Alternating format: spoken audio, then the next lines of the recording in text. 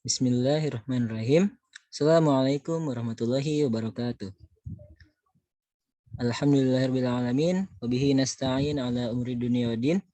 Salatu wassalamu ala asrafil anbiya wal mursalin.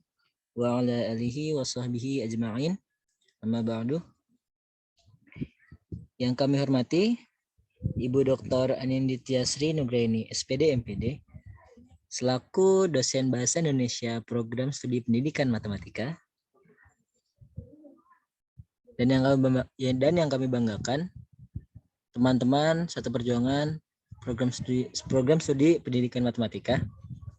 Izinkan kami dari kelompok 5 ingin menjelaskan sedikit perihal jenis-jenis karya ilmiah yang akan disampaikan oleh Indri Dwi Cahyaning Tias 21104040004, Rahma Maulana Azari 21104040005, Gunafa Nabili Munah 21104040018, Nisa Muntakibah 21104040022, Eva Husnul Akibah 21104040026, Sasikira Nazahra Maheswari 21104040027, Endah Susilowati 21104040032, Faruk Novel Aziz 21104040040, Wildan Saiful Haq 21104040044, Noval Asyam Alfaras 21104040057.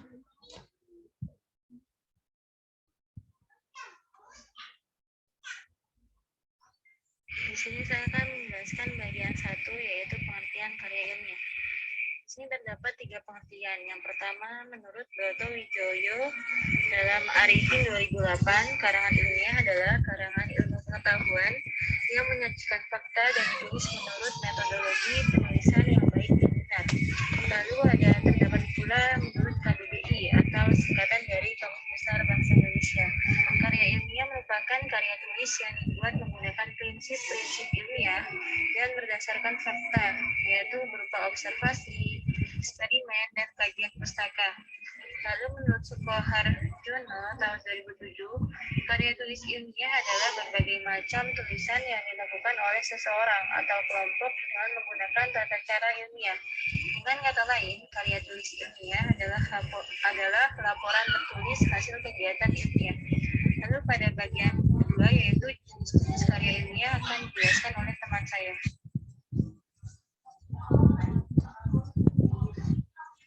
Berdasarkan materinya, karya ilmiah dapat diklasifikasikan sebagai artikel ilmiah, makalah, skripsi, tesis, disertasi, buku non-fiksi, serta karya ilmiah populer.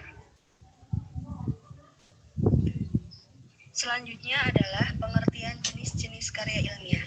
Yang pertama adalah artikel ilmiah.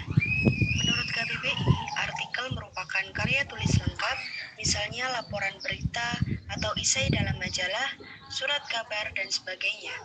Adapun dalam sudut pandang jurnalistik, artikel merupakan karya ilmiah yang memuat pendapat subjektif pembuatnya mengenai sebuah peristiwa atau masalah tertentu.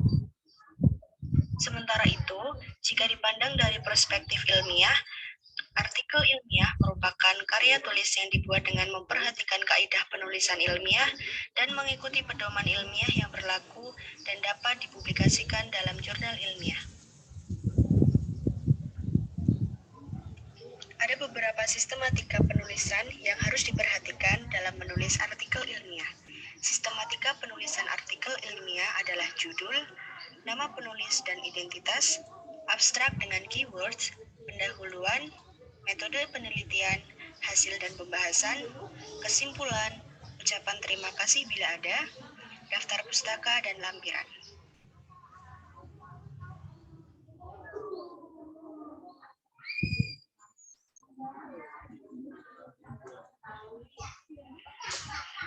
Oke teman-teman, di sini sini bisa kita lihat ya beberapa contoh artikel ilmiah dari berbagai topik.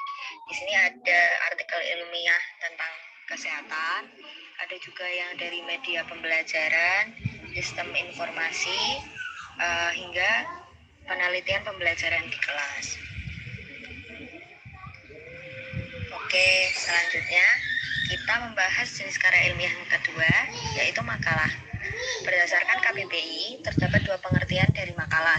Yang pertama, tulisan resmi tentang suatu pokok yang dimaksudkan untuk dibacakan di muka umum dalam suatu persidangan dan yang sering disusun untuk diterbitkan. Atau yang kedua, yaitu karya tulis pelajar atau mahasiswa sebagai laporan hasil pelaksanaan tugas sekolah atau perguruan tinggi. Adapun sifat-sifat dari makalah yaitu objektif, tidak memihak, faktual, sistematis, dan logis. Selanjutnya, mengenai sistematika penulisan makalah. Makalah dibagi menjadi 3 bagian, yaitu bagian awal, bagian inti, dan bagian akhir. Untuk bagian awal dari makalah, isinya terdiri dari halaman sampul, kemudian kata pengantar, daftar isi, serta daftar tabel dan gambar jika ada. Kemudian untuk bagian inti terdiri dari pendahuluan, latar belakang, kemudian masalah atau topik bahasan, selanjutnya tujuan penulisan makalah, lalu teks utama yaitu yang berisi pembahasan, dan yang terakhir adalah penutup. Kemudian untuk bagian akhir dari makalah berisi daftar rujukan atau daftar pustaka, kemudian juga ada lampiran jika ada.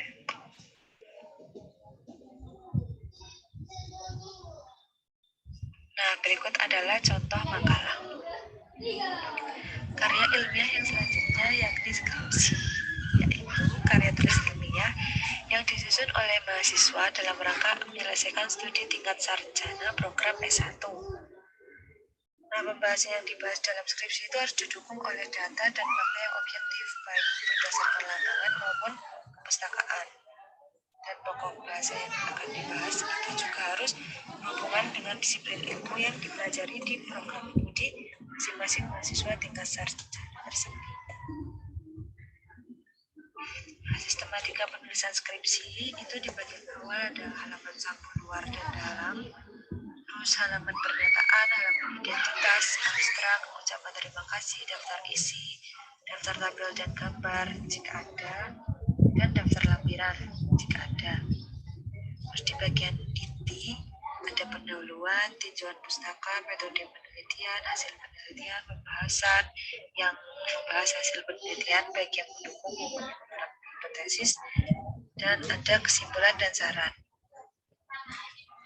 Dan di bagian akhir skripsi itu ada daftar pustaka dan lampiran jika ada. Dan biasanya sistematika penulisan skripsi, tesis maupun disertasi itu dapat berbeda ya tergantung di masing-masing universitas.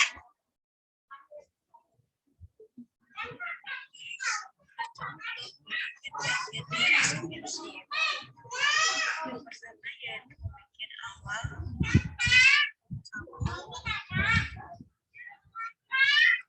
yang inti, pembahasan hasil penelitian. Karya ilmiah yang keempat yaitu tesis. Tesis adalah karya tulis ilmiah yang sifatnya lebih mendalam daripada skripsi. Tesis membahas suatu pernyataan teori yang dimana sejumlah argumen yang dapat dipertanggungjawabkan. Tesis ditulis merupakan ujian program S2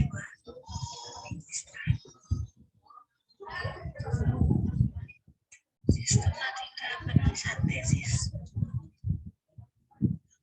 yaitu bagian awal terdiri dari halaman sampul luar dan tesis.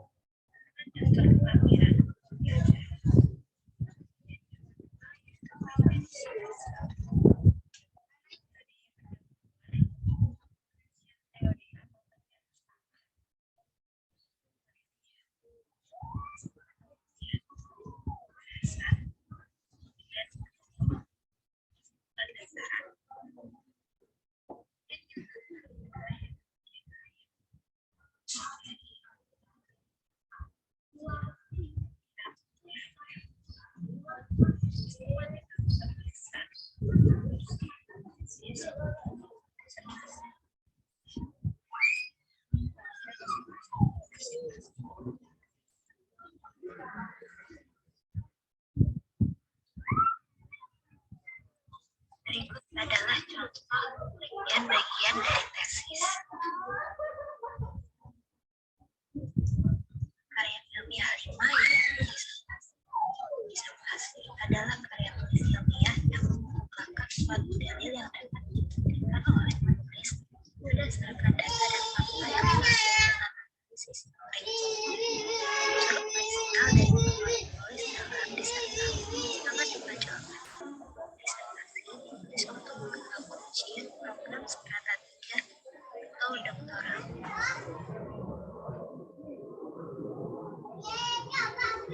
Sistematika penulisan disertasi. Yang pertama yaitu bagian awal. Bagian awal terdiri dari halaman keluar dan dalam disertasi, halaman persetujuan disertasi, halaman pengesahan disertasi, halaman persembahan jika ada, lalu ada abstrak, halaman kata pengantar, halaman daftar isi, halaman daftar tampil, tagar dan gambar jika ada, lalu halaman daftar tampilan jika ada. Yang kedua yaitu bagian isi, terdiri dari pendahuluan, kajian teori atau kajian pustaka, metode penelitian, bahasan, dan saran. Lalu yang ketiga yaitu bagian akhir. Bagian akhir itu terdiri dari daftar pustaka dan juga lampiran jika ada. Materi pembahasan skripsi, tesis, maupun disertasi sangat berbeda dengan pada masing-masing universitasnya.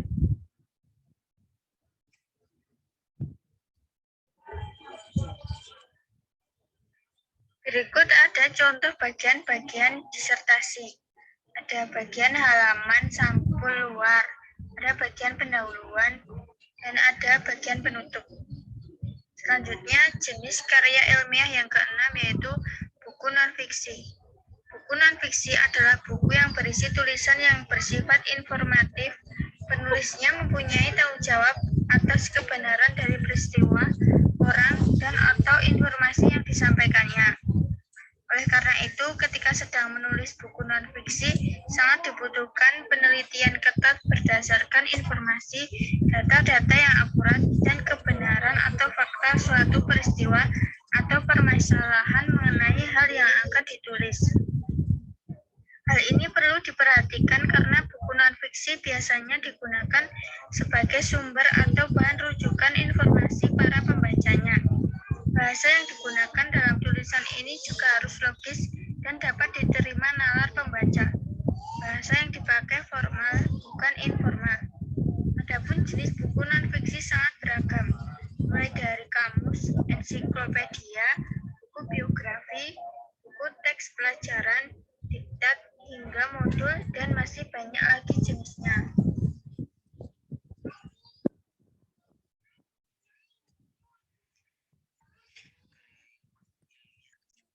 Karya ilmiah populer. Artikel ilmiah populer pada hakikatnya juga merupakan tulisan ilmiah, tetapi disajikan dengan tampilan format dan bahasa yang lebih longgar sehingga enak dan mudah dibaca serta dipahami. Walaupun disajikan dengan gaya bahasa dan sajian yang tidak terlalu formal, fakta yang disajikan harus tetap objektif dan dijiwai oleh kebenaran dan metode berpikir keilmuan. Semua bentuk karya tertulis ilmiah yang dikenal di kalangan akademis dapat diubah menjadi dan disajikan sebagai artikel ilmiah populer.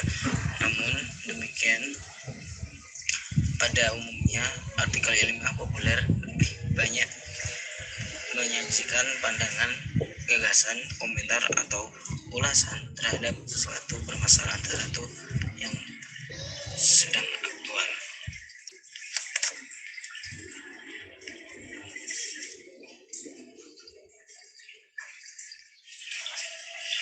Kerangka karya ilmiah populer. Artikel ilmiah populer umumnya tersaji dalam kerangka isi yang lebih bebas. Sajiannya tidak menggunakan urutan kerangka isi yang baku seperti sajian ringkasan laporan hasil penelitian. Hal ini terkait dengan tujuan utamanya, yakni agar menarik dan mudah dipahami buat pembaca.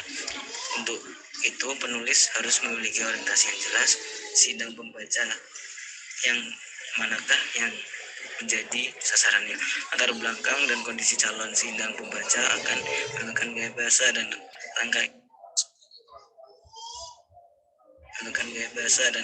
rangka isi penyajian artikel populer. Rangka isi artikel ilmiah populer sama dengan tulisan ilmiah pada umumnya yang secara garis besar terdiri dari 3 bagian, yakni pendahuluan, pembahasan atau isi, dan simpulan atau penutup. Bagian pendahuluan berisi tentang mengapa suatu persoalan itu menarik untuk dikaji. Fakta atau ungkapan hal-hal yang menarik atau mengejutkan dari permasalahan yang akan disajikan juga sering ditulis pada bagian pendahuluan ini. Bagian pembahasan biasanya dimulai dengan pemaparan hal umum untuk kemudian menuju kesimpulan yang bersifat khusus atau sebaliknya.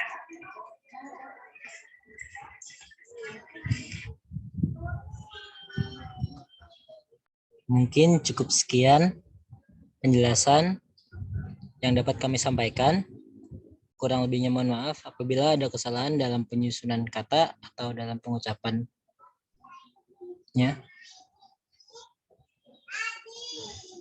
Jalan-jalan ke Singapura, beli rambutan serta semangka. Jangan malu untuk bertanya sebelum kita menutup acara. Kalau ada sumur di ladang, airnya segar untuk mandi. Kalau ada umur panjang, boleh kita berjumpa lagi. Terima kasih. Wassalamualaikum warahmatullahi wabarakatuh.